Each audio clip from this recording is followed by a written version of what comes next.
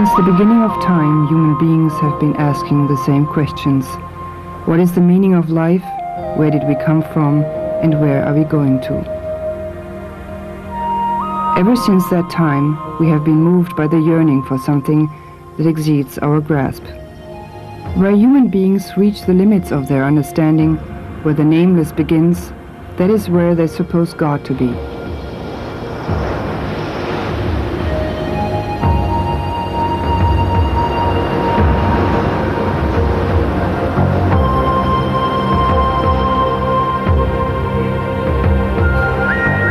In all the ages past, people have tried to follow their inklings of the beyond, to search for this wonder, a path back to the center of all existence, a path to the origin of all creation. This yearning has never ceased to exist. But today we are caught up in the hustle and bustle of our daily lives, and many of us can hardly perceive our innermost self. Life in the Western industrialized nations is marked to an ever-increasing extent by violence and inhumanity, and we are confronted by problems that we can no longer cope with. Here it seems as though God has ceased to exist, whereas in the Eastern societies he still plays a major role. Is it because these people are poor? India is a poor country, poor at least in material terms. The people are modest and enduring. For centuries they have been oppressed and exploited, but endure thanks to their absolutely unbending belief in God's will.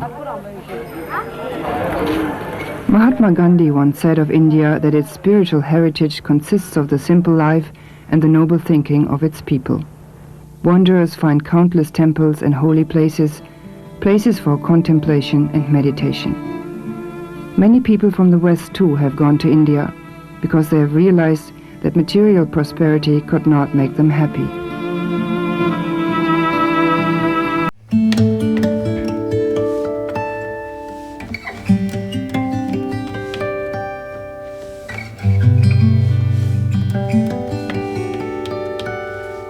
Madras is the fourth largest city of the subcontinent and more relaxed than the cities of the north.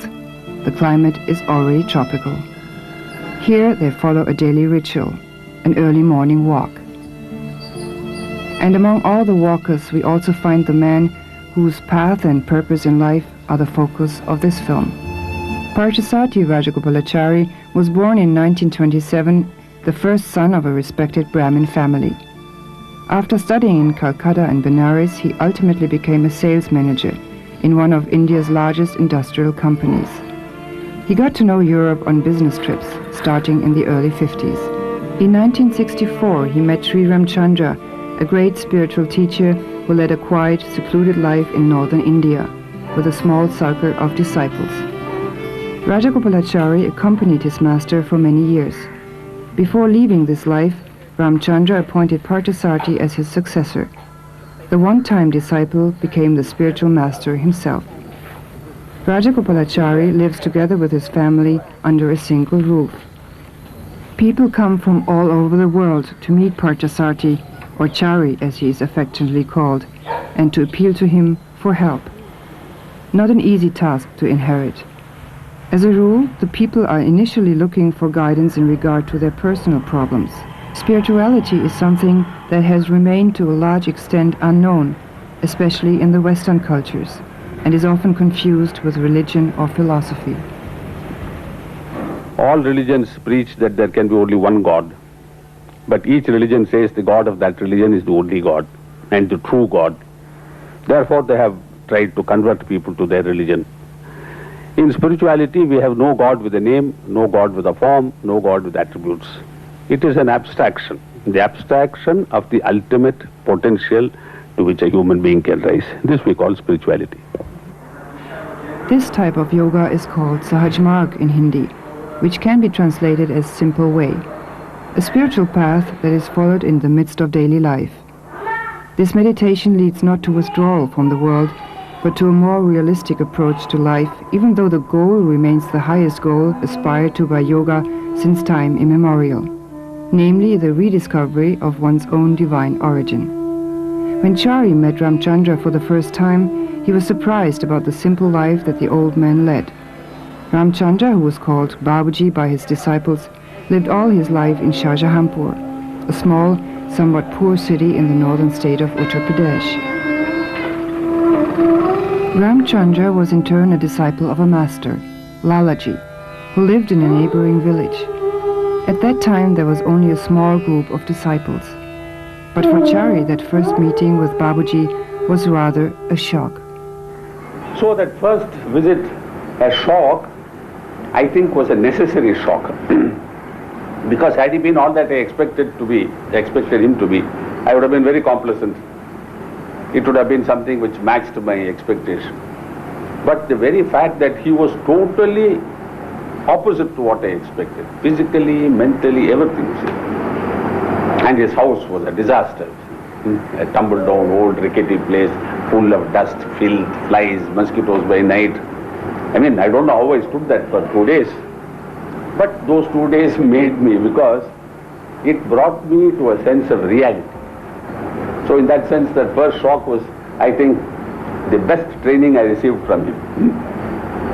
Then, of course, I sort of fell in love with the old man, and the rest is everywhere.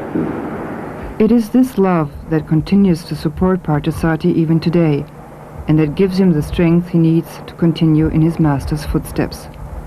The once small group of disciples has meanwhile grown to number about almost 25,000 members around the world. Chari himself still takes care of the major portion of the administration work and the correspondence with hundreds of centers around the globe. The office in the second story of his house is equipped with all the machines a modern office needs: computer, copier, telefax. He also writes books and keeps tabs on the construction of various ashrams, one of which is being built right before the doors of the city in Manapakam, a short distance south of Madras. Here, on an 11-acre plot of land, an ashram planned jointly by Indian and European architects is coming into being. The word ashram means a place of retreat, a place where one can go for introspection and contemplation. It is also a place to spend time with one's spiritual guide. The most important, here one can meditate. The goal of yoga is the reunification with the divine.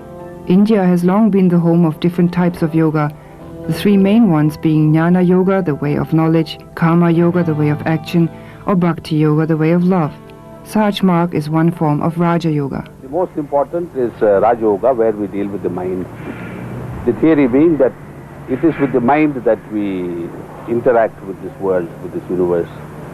And whatever goes wrong with the mind goes wrong in its action, subsequent action, and everything goes wrong with the result. So by regulating the mind, we can regulate our lives, and by regulating our lives, we can regulate our destination. Meditation is the act of orienting oneself towards a specific goal. Although there are different forms of meditation, the process is in fact always the same. The various schools of meditation differ only in their orientation, that is to say, in what they aim for. In Sahaj Marg, the aim is towards the Absolute, or God. Since the Absolute is beyond all forms, the presence of the Absolute is thought to be a subtle light, a light without illumination in the heart.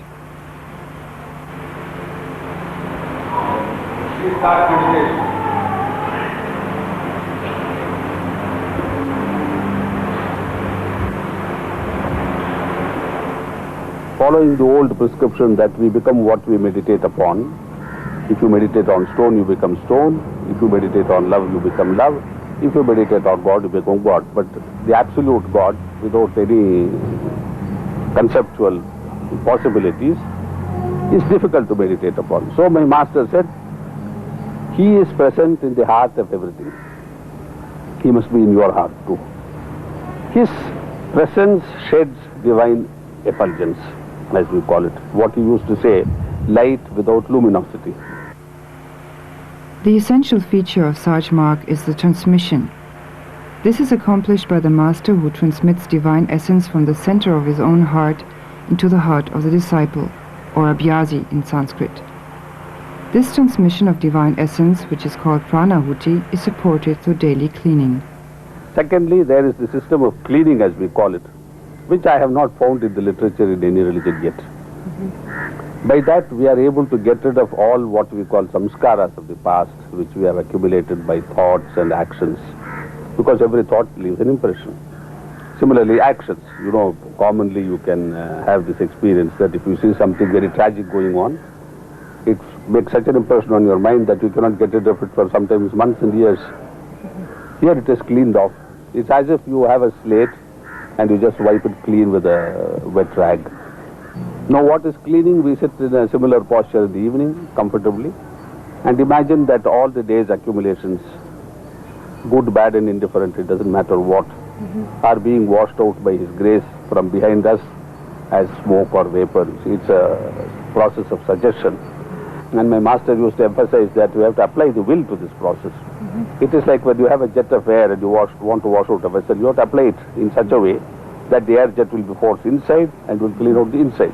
If you are just playing it up here, the vessel here is not going to get clean. So we have to give a direction to this with our will force and positively imagine everything going out, and you will feel that you are much lighter at the end of the process.